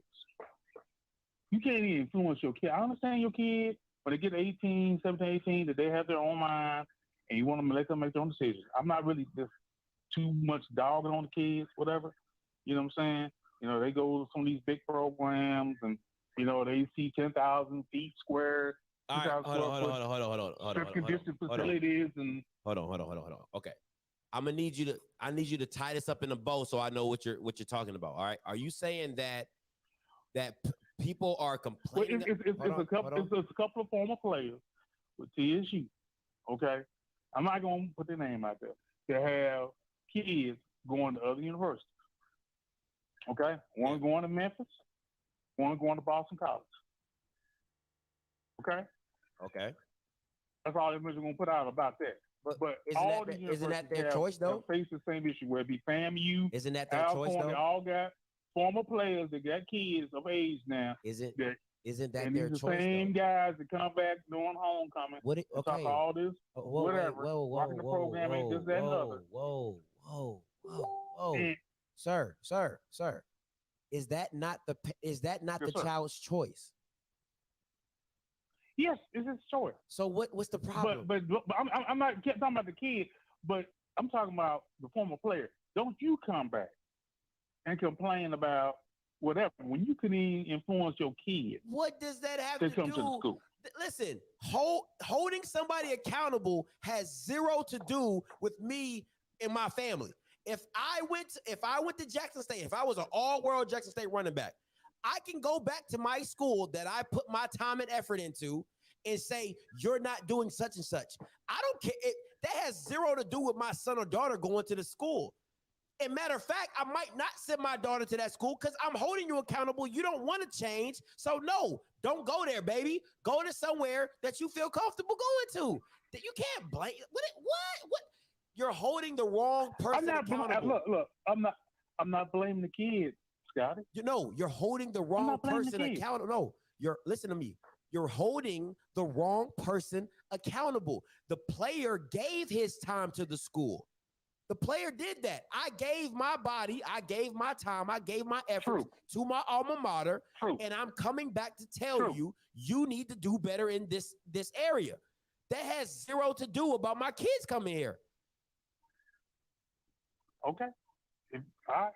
You see what I'm saying? Because as I long understand exactly what you're saying, my brother. I understand what you're saying. So what are you? So I didn't mean to touch no nerve because you're not touching the nerve with me. I didn't go to HBCU, so you ain't touching. I mean, I went to Claflin, but you ain't touching the nerve with me. I'm just trying to get your point because because you Claflin didn't have a football team, did they? No, they didn't. That's why I had to leave. So my thing is this. It is another thing I want to ask you about what you thought of. Since we touched on the Claflin thing, what do you think about an HBCU that has a humongous HBCU band, but don't have a football team? But that's a subject for another day. We're not going to get that far off the script. I just wanted to share that. Thank you for pulling me back, reeling me back in. It's just, I'm really passionate about the Big Blue, just like everybody's passionate about their schools. No, these are talking points that I heard not just at TSU, but it's heard at FAM or whatever. I understand what you're saying, and you're right, but it really hurts that. Okay, you hear these guys, they gave their time to school, blood, sweat, and tears, whatever, and it was good enough for them. But then it's like for whatever reason, it ain't. Your kids can't come. I don't know. It's just, to me, that's just a weird dynamic. Listen. I mean, I would be the same way. I would have to let my kids make their choice, but I would greatly influence that. I would like to see you go to my alma mater. Okay. And what? Listen. But if you decide to go somewhere else, I can't hold you. Wait. I'm gonna come support you. Hold up. This is not a dialogue. I got a question to ask. If you go to Tennessee State, right, and your daughter comes up to you and says, "Dad, I don't want to go to Tennessee State," is it because it hurts your pride? That you see what I'm saying? Like, what? It's college. Is she an experience? And I get what a lot of people are saying about HBCUs. You want to build that Black culture experience. You want that experience. But if your son or daughter is not looking for that same experience, or they don't need that same experience, what is hurting you at that point? It seems like your pride is hurt because they're not wanting to go to your school. Well, it's not my kid, but I'm just saying. But here's the thing. I'm going to leave you with this, okay? But like I said, thank you again for reeling me back in. No, you're fine. Because you're good at that. You're good at that. I'm not going to fight with you because a lot of guys just keep fighting their point. And I'm no, if you believe in it, complete sense. But my thing is this. Okay, I want everybody to stop all this. Let's bring the HBCU back and all that. Okay, that's fine. But it starts at home. If you can't even do it at home, like I say, you can't hold a kid to that. You can't hold a parent to that to a certain degree. But how does one have anything to do with the other? You're not making the comparison. That's what I'm trying to get you to understand. You're running away from the conversation because you're like, "Oh, Scotty, you're reeling me in." I don't care about reeling you in. I want you to explain how a player who has played for their alma mater, who has given their body, their sweat, their time, and they come back to the school and they want to hold their school accountable because of what I've done for the school. How is that diminished by they can't convince their kids could go to the school? Help me understand that. The parents should be the example. I've got to where I am because of the school. No, that's not the example. And the kids should be like, "Hey, man, I want to be like my dad. I want to be like my mom or whatever. I want to follow in their footsteps." But if that's not the case, that's fine. That's not how life works. How you do it is you set the example for your kid to say, "Hey, I have done it. This is how I did it." And then from there, they're adults and they make their decisions on their own. You see what I'm saying? Because let's wait a minute. Now, if I went to Tennessee State to play football, I got my degree because I played football. If my son does not play football, does that mean he didn't copy my footsteps? You see, you're not. No. I mean, that's completely different. But if he's a football player like you're a football player, okay, playing the same position, You know what I'm saying? I'm gonna say this. I don't, you know. I'm gonna say this. I'm gonna let you go. I'm gonna say this. I'm gonna let you go. And I'm gonna ask you real talk. I know your time's valuable, bro. No, don't run. I'm gonna ask you this question. I'm gonna let you go. If you had a son, he played quarterback, and he was getting, he had an off. Nick Saban came to your house and sat on your couch and said, "I want your son," and you, being a Tennessee State grad, said, "Son, I want you to go to Tennessee State," and your son chose to go to Alabama, would you be upset? Yes or no? No, because it's a decision. I would be a little upset as a man, which is now. I like seeing him play for the Big Blue like I did, but hey. Now. And matter of fact, former Coach Reed, the one who just got relieved of his duties and Eddie George took over, former Coach Reed, his son is one of the top 10 quarterbacks in the nation. He's a junior at Montgomery Bell Academy here in Nashville. Okay, Betty going through that exact same thing. And he was a star linebacker for Tennessee. Betty won't go to Tennessee State. A long time assistant and Betty won't go to Tennessee State. My point is this. So if you're, and we're going to keep this all hypothetical, if your son went to Alabama, should you get berated by other alumni because you couldn't convince your son who was good enough to go to Alabama to go to Tennessee State? Should you be berated by that? Yes or no? No, but you know, you're going to get my point exactly. Thank you so much for calling. Thank you. Goodbye. Hey, caller, you live. Talk to me. Hello. Mm-hmm. You're live. Talk to me. This is Malcolm. Yo, you got more numbers, Malcolm, than anybody. You always calling from a different number, bro. Like, come on, man. You got to stop doing that. Go ahead. I just have one question. Talk to me. For you. Would you ever attend Clemson University? Clemson University. Would I go to Clemson? Yes. If I was playing sports, hell yeah, I'll go to Clemson. Even if you know that the university was built on a plantation? Yeah. I'll be if they offer me a football scholarship, I'll be right on top of the campus walking on the plantation. Right on top of it. Okay, and then my thing is I would never do that. I would rather get lynched. That's you. Than go to Clemson University because my ancestors built that university. And the only reason they accepted me or they would really go after a black person is because they could play football. They said PV was built on a plantation. You want to go PV? That's a totally different because it's educating black people for the right. No. You didn't get me. Paragon was built because for the education of black people that's beyond just being an athlete. Whereas Clemson University, the only black people that Clemson have ever tried to recruit to their school with open arms is football players. Oh, so let me ask you a question, Malcolm. So aren't those same football players the one making Clemson change the names on their buildings because they were former Confederate generals and former... Agree. So wait a minute. All right. So is that not black people taking ownership of what they have given to Clemson because Clemson's football program was built off of black players, them holding the school accountable for them being a part of the campus, like, yo, we don't feel comfortable with these names on the buildings. Can we get that changed? Come on now. Like, they're making changes. Okay. No.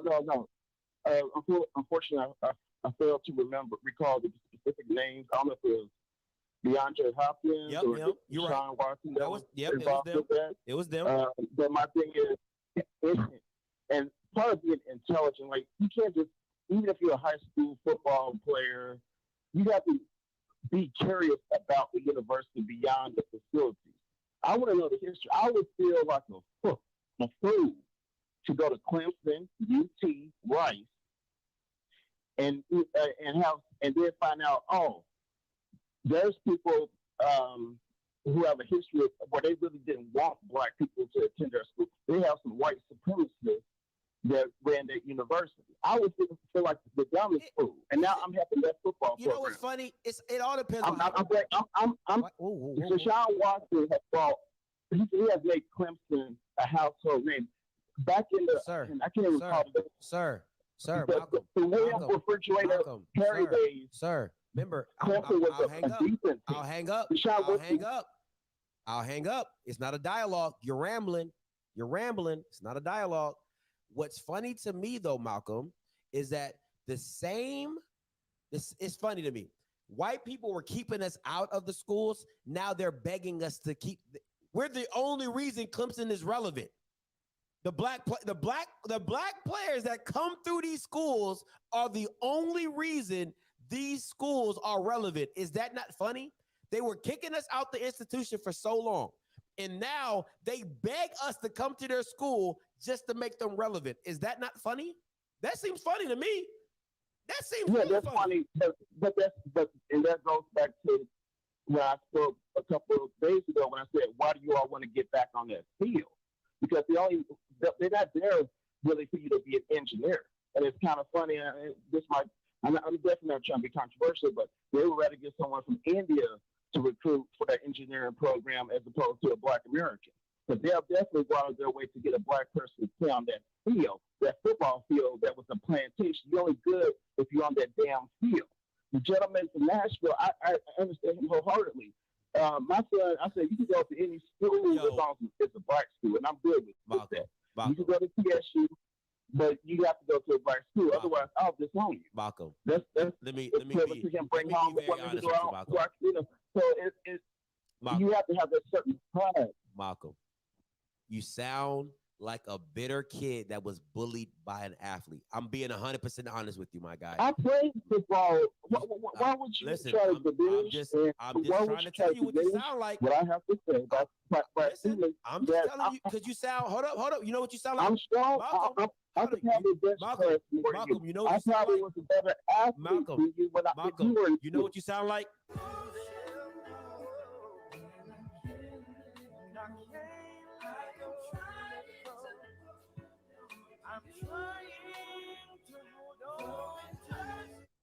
Let's run it back one more time for Malcolm.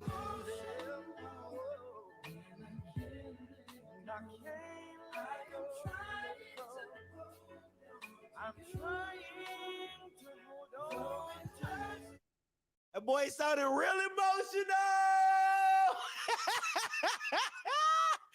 Oh, let's move on. Hey, caller, you loud. Talk to me. Hey, what's going on, sir? How you doing today? Good. What's up? Talk to me. What's your name? Where you calling from? Right now, I'm in South Carolina, man. I wanted to call in and talk about, man. I'm excited about this weekend, man. JSU, man. Their first game and against Florida A&M. I just happened to be on YouTube today. I don't know if you've seen that, but it was an interview with their Florida A&M head coach, Simmons. I think it was an in-school interview with one of the persons that go there. They were talking about some of their players, what they look like, but then he talked a little bit about Coach Prime and the thing that what he brings to HBCUs. But when I listened to that conversation, man, when he got to talking about JSU, I felt some nervousness in there, man. About that, not too sure about what this team gonna do this weekend, man. And, I know the difference with the hype. You know how confidence prime time is, but you gotta go find the video, man. It's like he has a green Florida A&M shirt on as well as the interviewer, but he just, he was trying to keep his voice, but he didn't look confident. He was just talking about one of their person to left. He got 3 quarterbacks, but he didn't sound so confident, man. And I'm just excited for this weekend to see this game. And also, can I ask you a question? I believe this first game. Can I ask you a question? Can I ask you a question? Say it again? Can I ask you a question? Yes, sir. When's the last time confidence won a football game?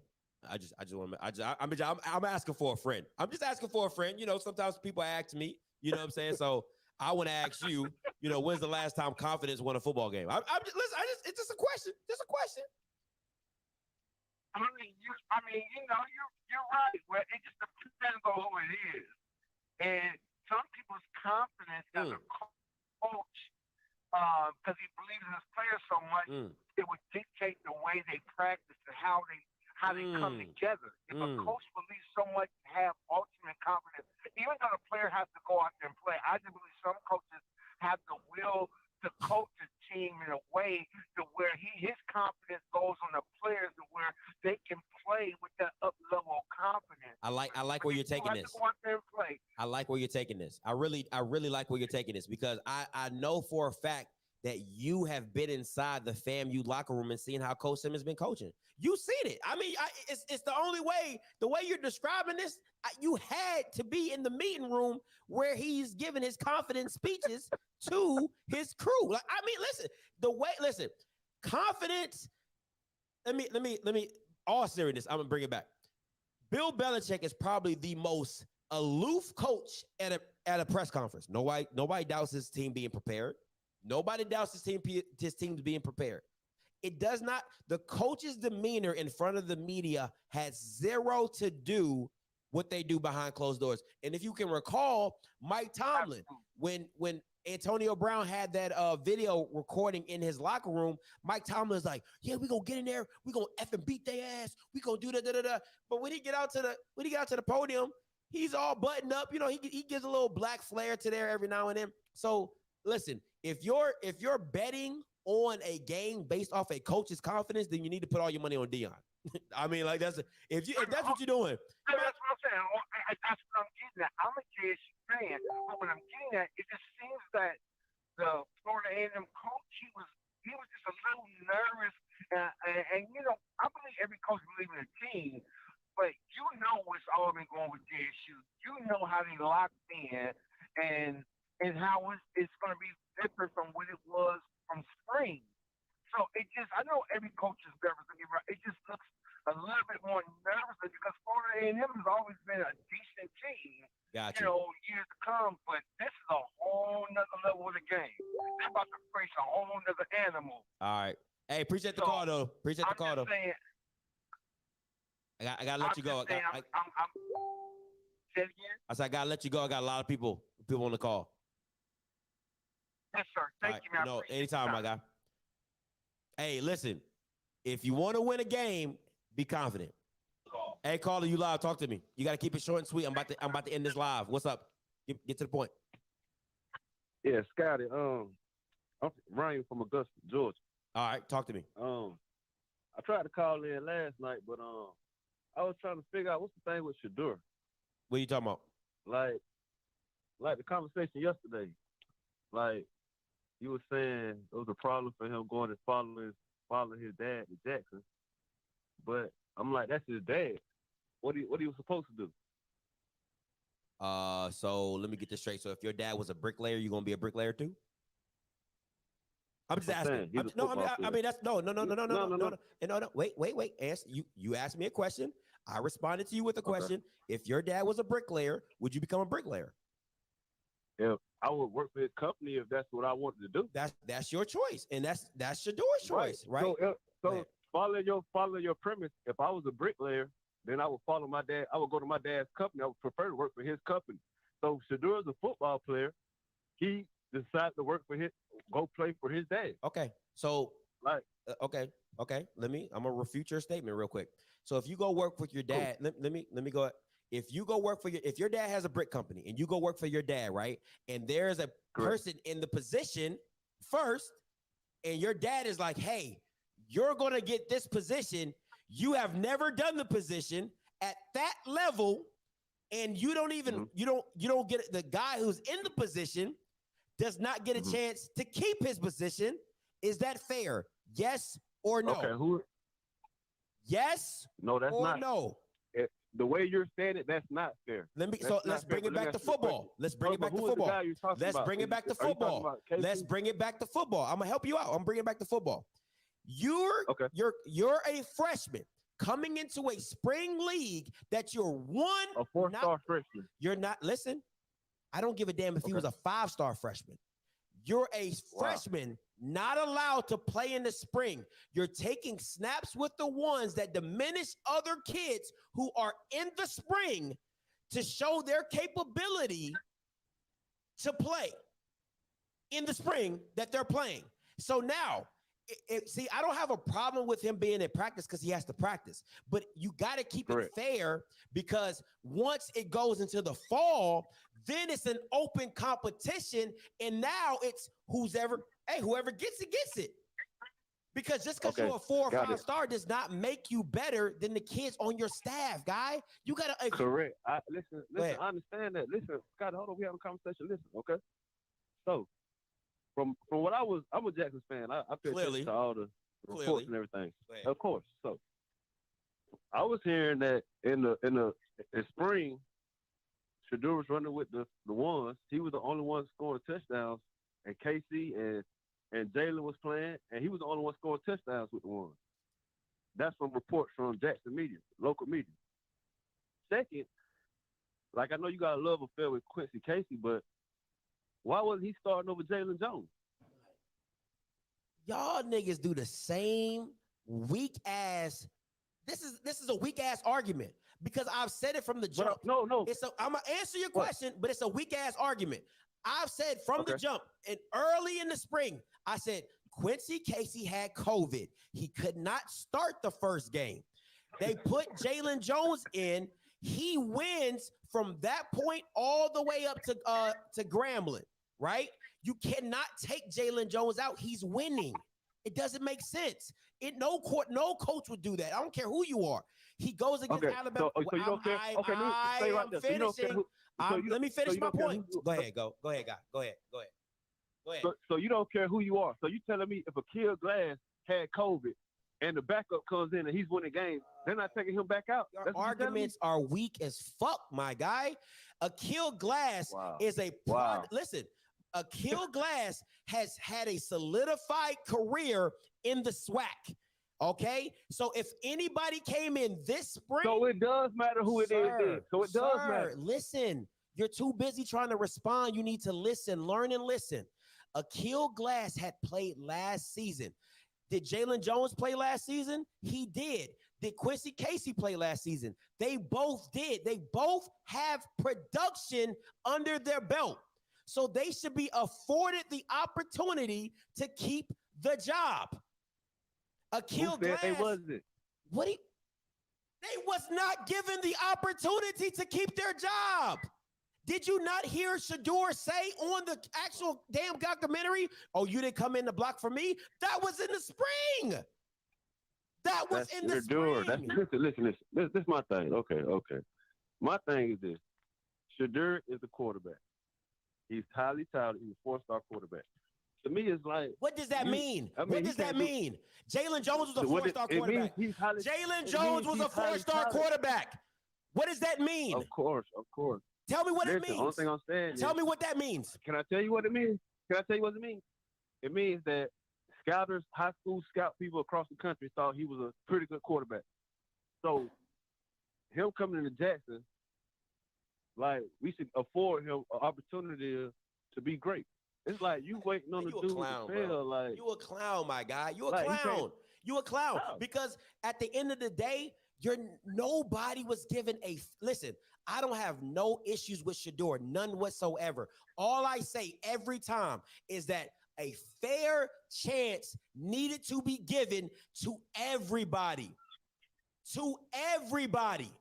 That's my point. Jalen Jones was a 4-star quarterback. What does that matter? Everybody was on Jalen Jones' dick when he got to Jackson State. He was a 4-star quarterback. What happened with that? All I'm saying is at the end of the day, give everybody a fair shot. If Shedeur comes out, if Shedeur came out of fall practice and like, yo, he's just the best guy, okay, cool, give it to him. I don't care. Why that can't be the case, though? My thing is, why can't that be the case? Why does it have to be? You know why? You know why? You know why? You know why? You know why? You know why? You know why? You know why? Because my guy, Quincy Casey, went to Alabama A&M and shot it up. Shot it up.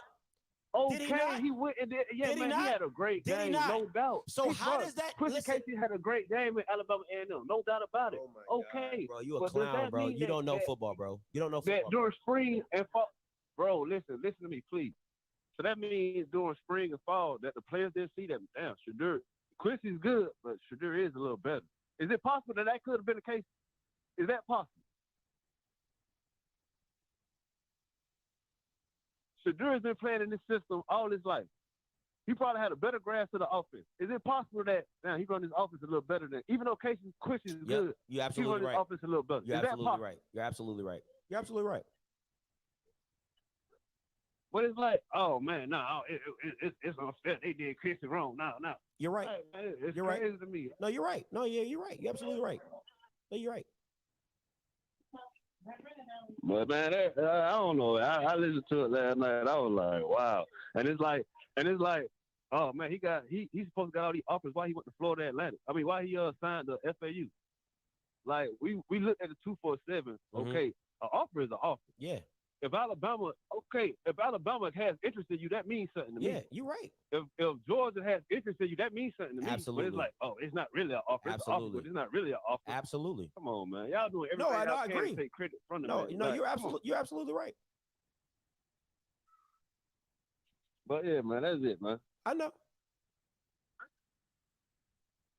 Appreciate the call. Let me say this, man. Let me say this. Listen. Don't come on my show with a weak ass argument. That shit is a weak ass argument every single time. Why didn't Quincy start over Jalen Jones? I'm gonna say this again. Quincy Casey had COVID the first 2 weeks of the season. He could not get in the game. You had COVID. He's not playing. Secondly, right? If I am ask Alcorn how much scrimmages and practice mean. Ask Alcorn that.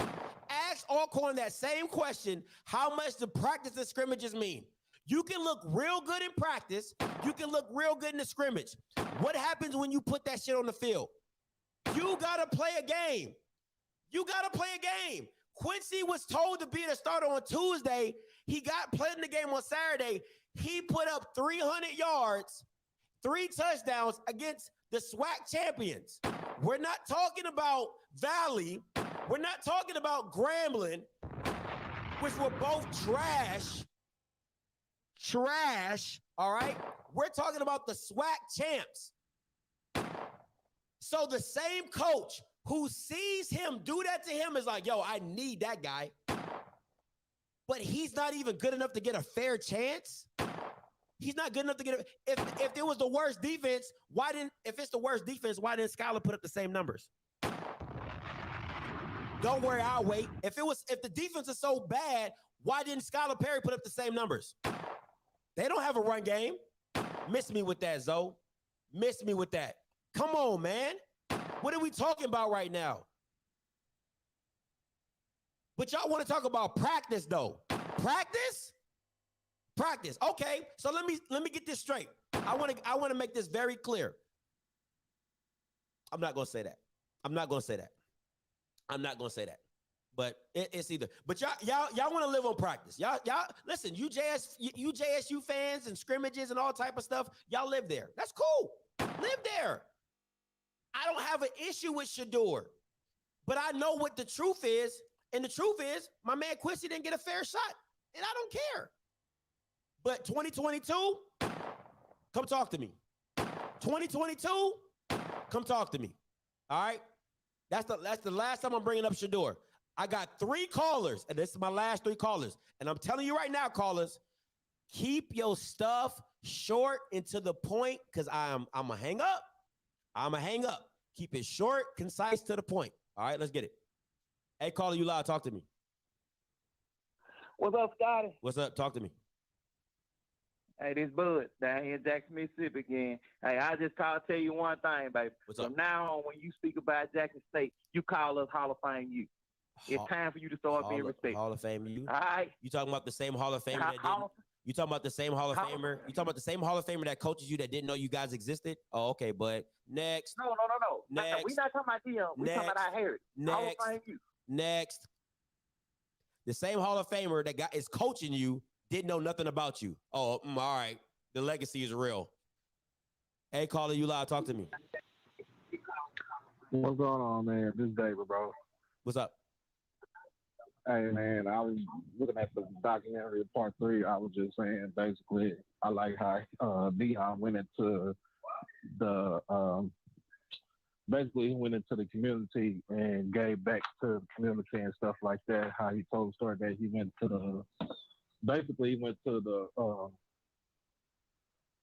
the nursing home in South Dallas. I think I know where it is because it's around the corner from my church. But also, man, I'm listening to the callers on there. They give me a damn headache, bro. I think I got a damn migraine just for. And you don't even got to deal with them. They sound like they were drunk as hell. And you don't even got to deal with them. Look at you. See, you got a headache and you ain't even got to deal with them. Ain't that crazy? Ain't that crazy? Man, but like you said, I feel like in a sense. I remember I called you a couple of times and I said that when Quincy went to you and Quincy went to Alabama A&M, I felt like he was scared of competition. But then realizing what was going on, I felt like he didn't get his fair shot. And Jalen Jones was not the end all be all because the fact that he I don't think he could have read defenses because it was like he stick to one side, he stick to one side, he stick to one side. Play calling was a factor also. But and just like you said, we talk about for Saturday now. I mean not Saturday, but Sunday. Just like you said, Alcorn did all their practices, they opted out. They did all their practices for 600 some days and scrimmaging, and look what happened to them. I feel like it might be the same thing for Florida A&M. It might be different. I'm not gonna say it'd be the same thing for Florida A&M, but it might be different because they opted out also. I mean, their whole conference opted out at the time, so they had over 600 days to practice and everything too. But I feel like this game, a game on Sunday, they're not. I feel like Desert State is not really gonna open up that playbook that wide open yet because they want to make sure that Shador is going to be comfortable with the speed of the game. So I feel like, in offense, what's the easiest thing to run? A run play, right? Yeah. Like if you run a run play, you know what I'm saying? You're taking that pressure off of him. And then you go with your play action or you know what I'm saying, you sneak a few passes here and there. Yes, you have to be, for him, in the first game, you have to let him be a game manager in order for him to get up to speed with the college tempo. I feel you. If people talk about we gonna blow them out, like I said, I'm a JSU fan, I'm a JSU lover. We're not gonna blow these guys out. I say we'll beat them probably at least a touchdown. It'll come down to the last minute, bro. I'm looking at a 28-21, Jackson State. All righty, that sounds good to me. It sounds good. I feel like it'll be that because I mean, fam, you have to they got to knock that rust off of them. They're just in the same situation with Alcorn in NC Central. They got to knock that rust off of them. You know, it's going to take them at least 2 games to knock the rust off. Jackson State, we played in the spring. And so after the spring, he cleaned house. He had to. I mean, he didn't have to, but he had some kids. He didn't have to, but okay. He had some kids in there, bro, that didn't want to hear. You know what I'm saying? So I'm gonna give you your walking papers. You go into the transfer portal, and you can go see where you go. I'm gonna bring my guys in that wants to be here and that wants to win for the university and wants to have the and just, you know what I'm saying? They want to be here. All right, yeah, you got to speed it up. That's all I got to say. You got to speed it up. All right, appreciate the call. Hey, listen, real quick. I want to go to this point right here, right? Somebody said something about Clint. Listen, once again, weak ass argument. All right, weak ass argument. Wait, let me explain to you what an argument is. An argument is you have a position, you bring it up with facts and data, and then you state your position, right? You put it all together. Clemson had 2 quarterbacks transfer because they knew Lawrence was the guy. Kelly Bryant and the other went to Northwestern. That's not what happened. Kelly Bryant was playing. He in the regular season was playing all right, played at a subpar level, Dabo felt that Trevor would be better, and then they put Trevor in. That seeing the results, I don't like the results. I'm going with another guy. Same thing with Jalen Hurts in the championship game. I see the results. I don't like the results. I put him. They did not make that decision in the spring. They didn't do that. He didn't say, oh, I got this true freshman and I got Kelly Bryant. I like Trevor really a lot in the spring. So you know what? I'm gonna just play. That didn't happen. That did not happen. All right. So, and we're talking about 5-star, 4-star quarterbacks. That did not happen. So my point exactly. In the game, wasn't accurate. Okay, we need Trevor. All right, I'm going to put Trevor in. Boom, Trevor never loses his spot. My thing is this. You put Quincy in. If, let's say, let's just hypothetically, if they played PV and Shedeur was able to play, right? You play Quincy. You don't like what Quincy's doing. You put Shedeur in. Shedeur tears it up. I have nothing to say. I can't say anything. It's not context. It is context. You got to have you. It's like the Bible. You can't just read one scripture. Oh yeah, it sounds like it hits me. If you read the whole context, you get the whole picture. That's the whole picture. I just gave it to you. All right. Before I get up out of here, make sure you like the stream. Make sure if you're a hater, you still in here trolling. I love it. Keep trolling. If you're a JSU fan, you don't like I talk my smack about Shedeur and that it wasn't fair. I don't give a damn. I don't. Keep calling in. I'm going to keep giving you this smoke. And Sunday, he either going to shut me up or make my point. Okay? That's it. That's all it is. Sunday, he either going to shut me up or make my point.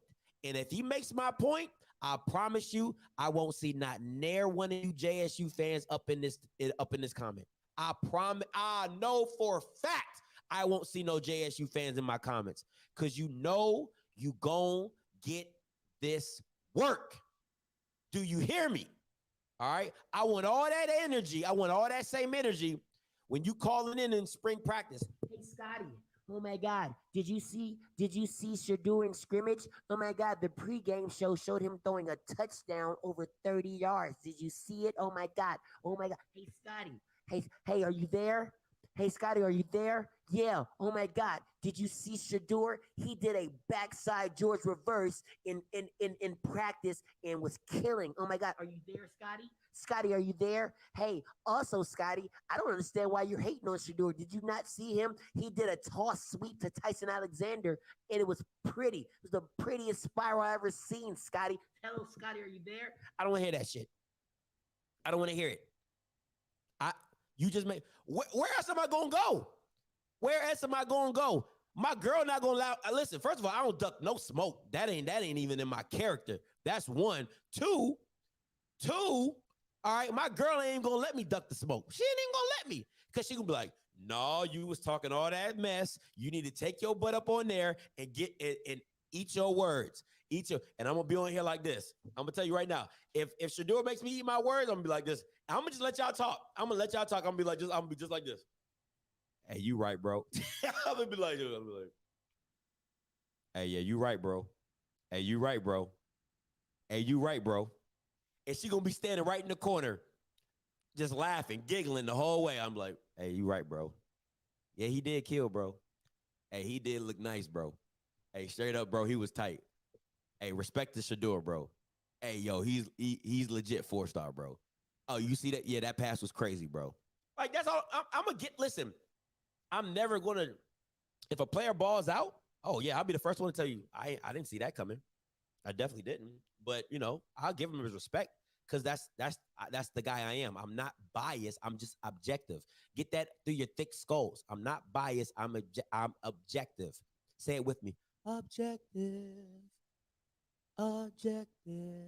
But listen, if he makes my point,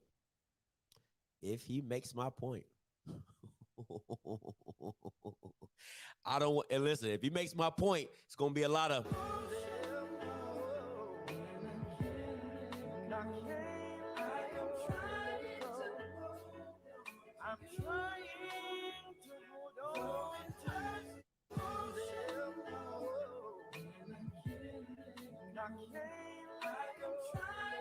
Gonna be a lot of emotional people. There's gonna be a lot of emotional people on the chat. That's all I'm saying. That's all. And I'm gonna be on this month for like 4 hours. If he balls out, I might be on here like an hour and a half. My girl could be like, nope, keep your ass up there. You usually do 2 hours. You're gonna do 2 hours today. I'm like, babe, can I get off now? Can I get off now?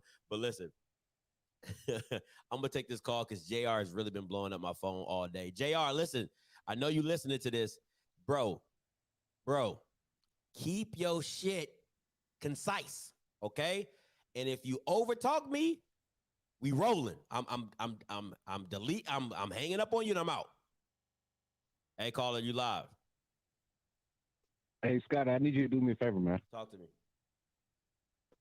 I need you to get in contact with somebody who can get in contact with the JSU staff and reach out to a player who is a former tight end for the University of Georgia.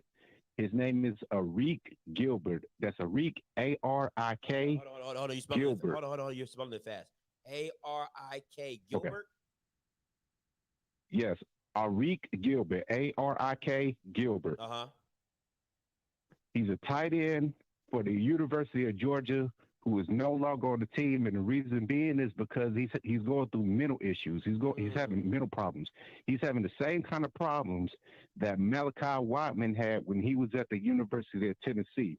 I need you to reach to the Jackson State staff, and I need for Deion to contact Arik Gilbert. He's a 5-star recruit to the University of Tennessee. He transferred from the University of Louisiana from LSU, and now he was at Georgia, but he's no longer on the team. I need somebody from that staff, mainly Deion Sanders, to do the exact same thing that he did for Antonio Brown, Tyrann Mathieu, and Pat-Man Jones, because when it comes to mental health or when it comes to black people going through things, he's one of the best as far as getting their head on straight and putting them in the right path to success, because he don't need to be at the University of Georgia anyway. He need to be at Jackson State. I feel like a little bit is like a benefit to you because you would like to see him at Jackson State. No. Absolutely not. I won't be attending college probably for the next 2 years because I'm currently learning real estate right now as we speak. Okay. I'm still doing photography as a main job, but I'm focusing on real estate, and I'm gonna put my all into that for a year, and then I'm gonna attend the HBCU. I don't know exactly which one, but it'll be probably between, I want to say Southern or Jackson State. But I want to say that Deion Sanders is a wonderful person. He's a good human being when it comes to getting black folks to understand, the positions of what they have and the benefits of attending a HBCU and to be around your people. Because one thing about, I'm not saying for all white people, but for most white folks that don't understand what you're going through because they haven't been in the shoes that you've been in, and you got not only yourself talking about Deion Sanders, but you got people on your staff, you got other football players on your team that have went through similar situations to where when you come on campus, you won't just feel like you're a fish with no water. Deion Sanders will be able to help him and will be able to put people in positions to be in his life that can be able to help him to better himself as a human being, and to also get him back on track when it comes to football and pursuing his dreams of playing in the National Football League. All right. Thank you so much. I'm going to look into that, and I appreciate the call, my guy. Thank you so much. And you take care of yourself, man. Good luck on your real estate stuff. Absolutely, man. You have a good one. You too. Whew. Okay, cool. All right. I'm out of here. All right. So listen, tomorrow, you already know what it is. All right, tomorrow you already know what it is. Wild Out freaking Wednesday, Orange Blossom Classic. Listen, all you JSU emotional ass boys. All right, make sure y'all call in. I'm not gonna say nothing. It's your world. I'm just a squirrel living in it. All right, make sure you call in, speak your piece, talk your junk. whatever you want to do, just don't get in your feelings, okay? Just don't get in your feelings. Leave your feelings at home, all right? Leave your feelings at home. All right, so listen, tomorrow, 8 o'clock, be there, be square. Listen, you've been rocking with the best. You already know what it is. Until next time, you know what I'm going to do. I'm going to holler. God bless.